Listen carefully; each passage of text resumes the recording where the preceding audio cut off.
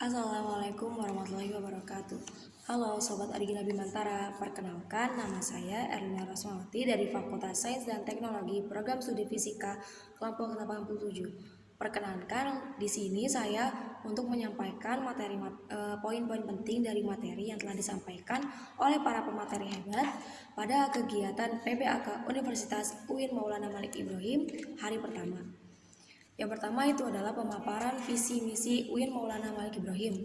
Visi dari UIN Maulana Malik Ibrahim Malang itu adalah menjadi perguruan tinggi Islam yang unggul dan bereputasi internasional. Kemudian misinya adalah menyelenggarakan tata kelola dan pemimpin yang baik.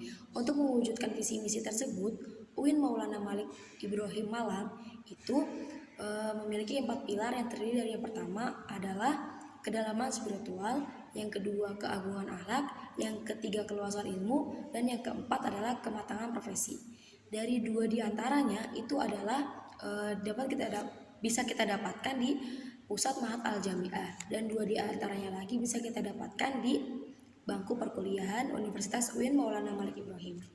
Selanjutnya adalah materi wawasan bidang administrasi umum, perencanaan, dan keuangan yang mengutip kalimat yang kutipan dari Wakil Rektor 2 bisa dikutip, yaitu pemimpin sejati itu adalah mampu menemukan jati dirinya, dan pemimpin sejati itu tidak hanya berkata-kata saja, melainkan pemimpin sejati adalah orang yang bisa melaksanakan apa yang dikatakannya. Materi selanjutnya itu wawasan bidang kemahasiswaan.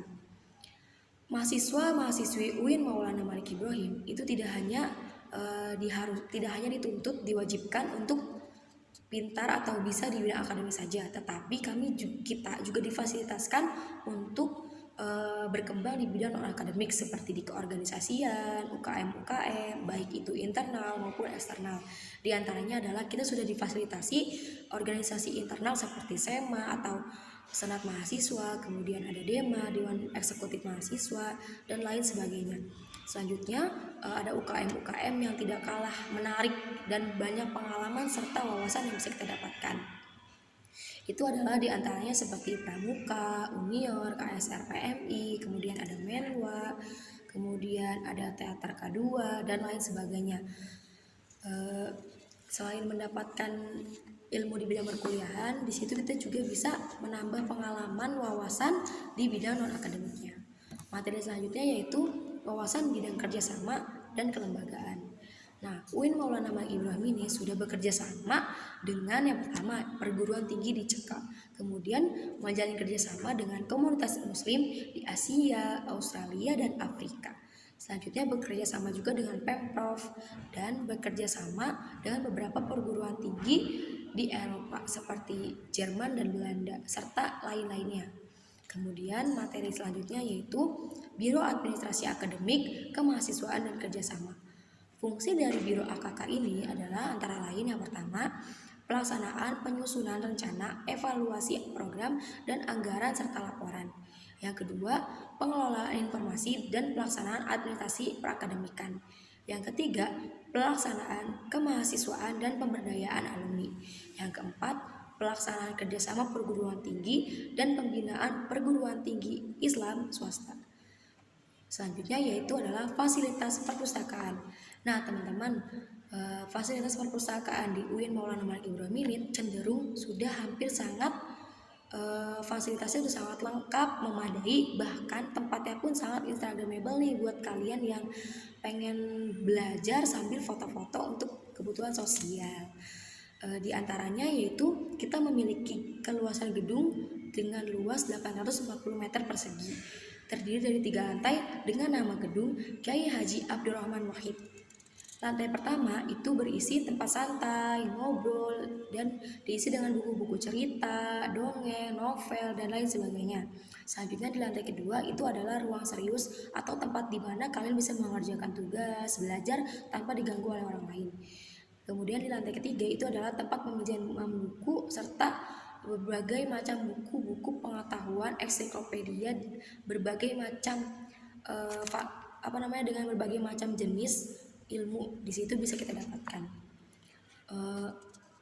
Perpustakaan ini dibuka sejak jam 8.30 sampai jam 15.30. Tata cara masuk ke perpustakaannya itu sangat mudah sekali, yaitu pertama kalian itu masuk ke perpus, kemudian langsung menyimpan buku di dalam loker, atau setelah itu baru mengambil tas yang dikhususkan untuk membawa buku di dalam perpustakaan.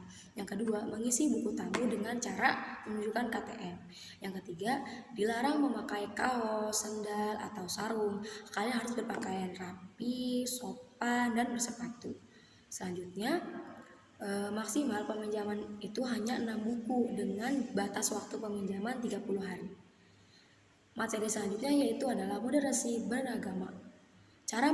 Dua cara menanggulangi kekerasan itu adalah yang pertama dengan radikalisasi atau dengan menanamkan pola seperti nahi munkar atau menjauhi keburukan. Yang kedua itu adalah pendekatan dengan mengajarkan moderasi beragama atau dengan amal ma'ruf atau dengan perbuatan yang baik. Di UIN Malang itu kita bisa mendapatkan keduanya. Yang pertama di Mahat Al-Jamiah. Karena Mahat Al-Jamiah itu akan mencetak generasi unggul dengan ulul albab. Orang yang ulul albab itu adalah puncak dari orang-orang yang mampu menggunakan akal pikirannya dengan rasional hingga disebut dengan true intellectual. Kemudian moderasi agama itu disebut dengan watahiyah atau wasatiyah atau wasit, yang itu yang artinya adalah tengah. Maksudnya itu apa? Yaitu berada di tengah-tengah, tidak memihak kubu manapun di antara dua kubu yang sedang berseteru. Kita beragama tidak boleh ekstrem kanan, ekstrem kiri, condong kanan ataupun condong kiri. Kita harus tetap berpegang teguh kepada ahli sunnah wal jamaah, Al-Quran dan hadis. Mungkin hanya itu yang bisa saya sampaikan, kurang lebih yang mohon maaf. Wassalamualaikum warahmatullahi wabarakatuh.